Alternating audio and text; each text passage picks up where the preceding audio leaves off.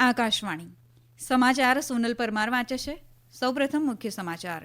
પ્રધાનમંત્રી નરેન્દ્ર મોદી આજે નવી દિલ્હીમાં ભારત મંડપમમાં પરીક્ષા પે ચર્ચા 2024 કાર્યક્રમમાં શાળાના વિદ્યાર્થીઓ, શિક્ષકો અને વાલીઓ સાથે વાર્તાલાપ કર્યો. પ્રજાસત્તાક દિવસની ઉજવણીના ભાગરૂપે આજે નવી દિલ્હીના ઐતિહાસિક વિજય ચોક ખાતે બીટિંગ રિટ્રીટ સમારોહ યોજાશે.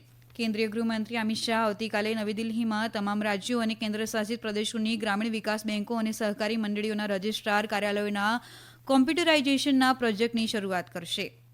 મધ્યપ્રદેશ, રાજસ્થાન સરકાર અને કેન્દ્ર સરકાર વચ્ચે ગઈકાલે નવી દિલ્હીમાં સંશોધિત પાર્વતી કાલીસિંગ ચંબલ એઆરસીપી લિંક પ્રોજેક્ટ માટેના એમઓયુ પર હસ્તાક્ષર કરાયા. બિહારમાં આજે નવી એનડીએ સરકારની પ્રથમ કેબિનેટ બેઠક યોજાશે. ભારતે આજે હોકી પુરૂષ વિશ્વકપની તેમની ત્રીજી અને અંતિમ પૂલ બી મેચમાં જમૈકાને 13-0થી હરાવ્યું. સમાચાર વિગતવાર. પ્રધાનમંત્રી નરેન્દ્ર મોદી આજે નવી દિલ્હીમાં પરીક્ષા પે ચર્ચા 2024 કાર્યક્રમમાં શાળાના વિદ્યાર્થીઓ, શિક્ષકો અને વાલીઓ સાથે વાર્તાલાપ કર્યો. આ કાર્યક્રમ પહેલા તેમણે પ્રદર્શનનું અવલોકન કર્યું હતું. પ્રધાનમંત્રી નરેન્દ્ર મોદીએ કહ્યું છે કે સ્પર્ધા અને પડકારો જીવનમાં પ્રેરણાનું કામ કરે છે. તેમણે વિદ્યાર્થીઓને પોતાની સાથે સ્પર્ધા કરવા કહ્યું અને અન્ય લોકો સાથે નહીં. જો જીવનમાં કોઈ પડકારો ન હોય તો જીવન પ્રેરણાદાયક અને નિરાશાજનક બની જાય છે. તેમણે કહ્યું કેટલાક માતા પિતા તેમના બાળકોના રિપોર્ટ કાર્ડને પોતાના વિઝિટિંગ કાર્ડ માને છે, જે સારું નથી. તેમણે કહ્યું કે બાળકોને કોઈપણ પ્રકારના દબાણનો સામનો કરવા માટે સ્થિતિસ્થાપક બનાવવા જોઈએ. તેમણે કહ્યું દબાણ જીવનનો એક ભાગ છે અને દરેક વ્યક્તિએ તેને સંભાળવા માટે તૈયાર રહેવું જોઈએ.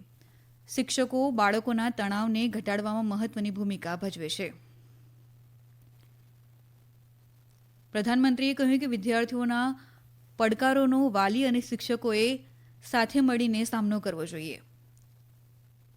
પ્રધાનમંત્રીએ વધુમાં કહ્યું કે ફિટનેસ માટે સંતુલિત આહાર અને કસરત ખૂબ જ મહત્વપૂર્ણ છે. તેમણે કહ્યું કે સ્વસ્થ મન માટે શરીરને સ્વસ્થ રાખવું ખૂબ જ જરૂરી છે. શ્રી મોદીએ કહ્યું કે યોગ્ય ઊંઘ લેવી પણ ખૂબ જ મહત્વપૂર્ણ છે. પ્રધાનમંત્રીએ કહ્યું કે વિદ્યાર્થીઓએ નિર્ણાયક બનવાની આદત કેળવવી જોઈએ. તેમણે વધુમાં કહ્યું કે જો કોઈ મૂંઝવણ હોય તો આપણે તેના વિશે વાત કરવી જોઈએ અને તેનો ઉકેલવી જોઈએ અને આગળ વધવું જોઈએ. તેમણે કહ્યું કે બાળકો અને માતા પિતા વચ્ચે વિશ્વાસની કમી ન હોવી જોઈએ. શ્રી મોદીએ વિદ્યાર્થીઓને શક્ય હોય ત્યાં સુધી જવાબો લખવાની પ્રેક્ટિસ કરવા જણાવ્યું હતું.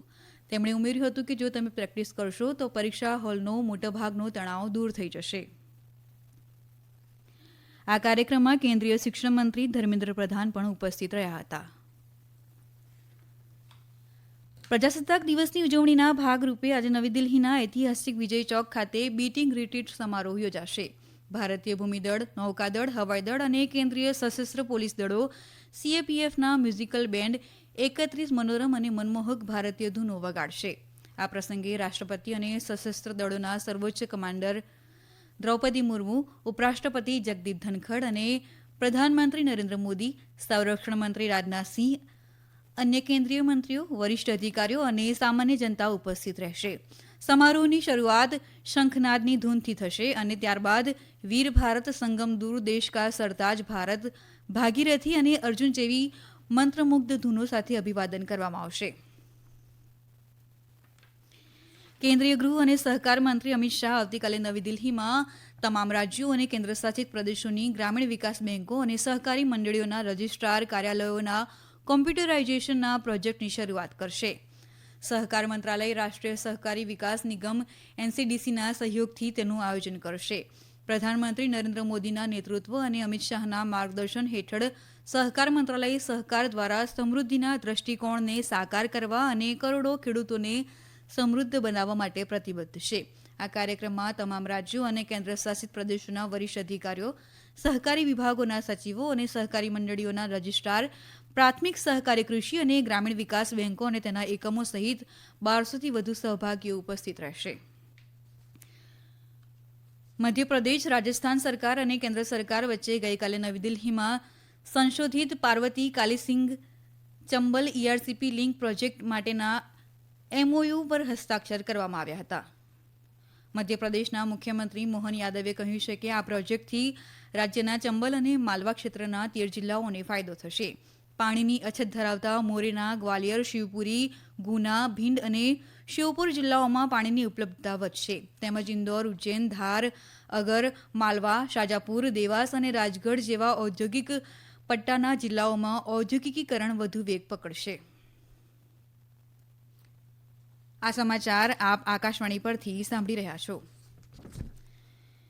બિહારમાં આજે નવી એનડીએ સરકારની પ્રથમ કેબિનેટ બેઠક યોજાશે. આ બેઠકની અધ્યક્ષતા મુખ્યમંત્રી નીતિશકુમાર કરશે. સૂત્રો અનુસાર કેબિનેટની બેઠક દરમિયાન બિહાર વિધાનસભાના બંને ગૃહોના બજેટ સત્રના સંશોધિત કાર્યક્રમના પ્રસ્તાવને મંજૂરી આપવામાં આવશે.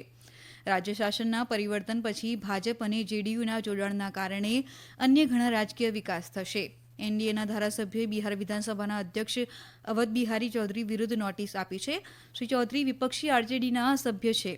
એનડીએને ગૃહમાં 128 સભ્યોનું સમર્થન છે, જ્યારે 243 સભ્યોની બિહાર વિધાનસભામાં આરજેડીના નેતૃત્વમાં વિપક્ષને 114 સભ્યોનું સમર્થન છે.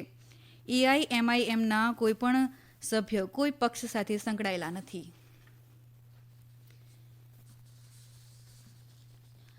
ભારત આજે ઓમાનના મસ્કતમાં રમાઈ રહેલી હોકી પુરુષ વિશ્વકપ 2024ની તેમની ત્રીજી અને અંતિમ પૂલ બી મેચમાં જમૈકાને 13-0થી હરાવ્યું છે. જમૈકા સામેની આ જીત સાથે ભારતે આવતીકાલે રમાનારી ટુર્નામેન્ટની ક્વાર્ટર ફાઇનલમાં પ્રવેશ કર્યો છે. બિહારમાં એન્ફોર્સમેન્ટ ડિરેક્ટોરેટે ઈડીની ટીમ પટનામાં આરજેડી પ્રમુખ લાલુ પ્રસાદની નોકરી કૌભાંડના સંબંધમાં પૂછપરછ કરી રહી છે. ઉલ્લેખનીય છે કે લાલુ પ્રસાદ અને તેમની પુત્રી મીસા ભારતી આજે પટનામાં ઈડી ઓફિસે પહોંચ્યા હતા. દિલ્હીના અધિકારીઓની બનેલી ઈડીની ટીમ પટનામાં પ્રાદેશિક કાર્યાલયમાં શ્રી પ્રસાદની પૂછપરછ કરી રહી છે. પટનામાં ઈડી ઓફિસની બહાર મોટી સંખ્યામાં આરજેડી સમર્થકો હાજર છે.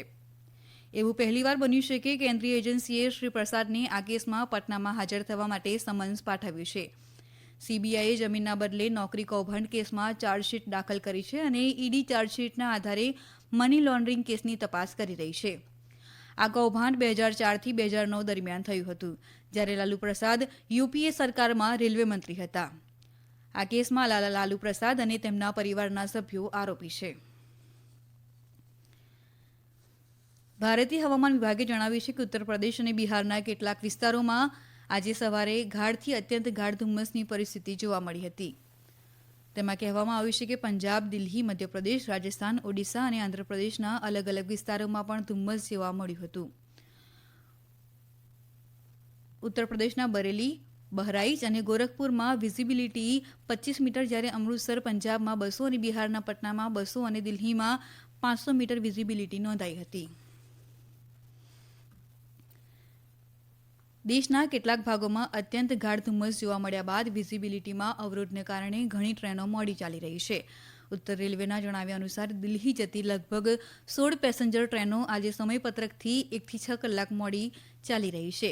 આ ટ્રેનોમાં ભુવનેશ્વર નવી દિલ્હી રાજધાની એક્સપ્રેસ, પુરી નવી દિલ્હી એક્સપ્રેસ, રીવા આનંદ વિહાર એક્સપ્રેસ, જમ્મુ તવી અજમેર, હાવડા કાલકા એક્સપ્રેસ અને અન્યનો સમાવેશ થાય છે.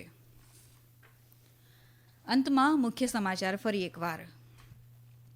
પ્રધાનમંત્રી નરેન્દ્ર મોદી આજે નવી દિલ્હીમાં ભારત મંડપમમાં પરીક્ષા પે ચર્ચા 2024 કાર્યક્રમમાં શાળાના વિદ્યાર્થીઓ, શિક્ષકો અને વાલીઓ સાથે વાર્તાલાપ કર્યો. પ્રજાસત્તાક દિવસની ઉજવણીના ભાગરૂપે આજે નવી દિલ્હીના ઐતિહાસિક વિજય ચોક ખાતે બીટિંગ રિટ્રીટ સમારોહ યોજાશે. કેન્દ્રીય ગૃહમંત્રી અમિત શાહ આવતીકાલે નવી દિલ્હીમાં તમામ રાજ્યો અને કેન્દ્રશાસિત પ્રદેશોની ગ્રામીણ વિકાસ બેન્કો અને સહકારી મંડળીઓના રજિસ્ટ્રાર કાર્યાલયોના કોમ્પ્યુટરાઇઝેશનના પ્રોજેક્ટની શરૂઆત કરશે. મધ્યપ્રદેશ, રાજસ્થાન સરકાર અને કેન્દ્ર સરકાર વચ્ચે ગઈકાલે નવી દિલ્હીમાં સંશોધિત Parvati Kalisindhi Chambal ERCP link project માટેના MOU ઉપર હસ્તાક્ષર કરાયા. બિહારમાં આજે નવી એનડીએ સરકારની પ્રથમ કેબિનેટ બેઠક યોજાશે. ભારતે આજે હોકી પુરુષ વિશ્વકપની તેમની ત્રીજી અને અંતિમ પૂલ મેચમાં જમૈકાને 13-0થી હરાવ્યું.